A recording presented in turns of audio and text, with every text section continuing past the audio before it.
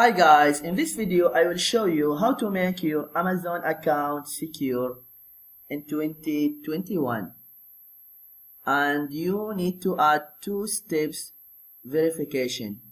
Just go to Amazon and then click on your account, click here account, and then click login and security.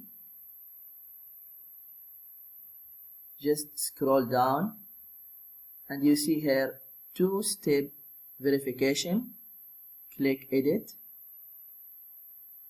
I already added a mobile number. If you want to change it, just click change or remove it. If you want to add the two-step verification, click here get started.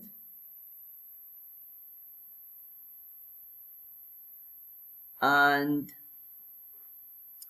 here the phone number I already added, and if you add this phone number, actually I don't use this phone anymore, then just click here send OTP, and then they will send to you a text message to your mobile number, and you need to type this code and then click just save. This is what you need to do if you want to make your Amazon account secure. I hope this video is helpful. Please don't forget to give a like and subscribe to the channel if you are not subscriber yet. Thank you and see you.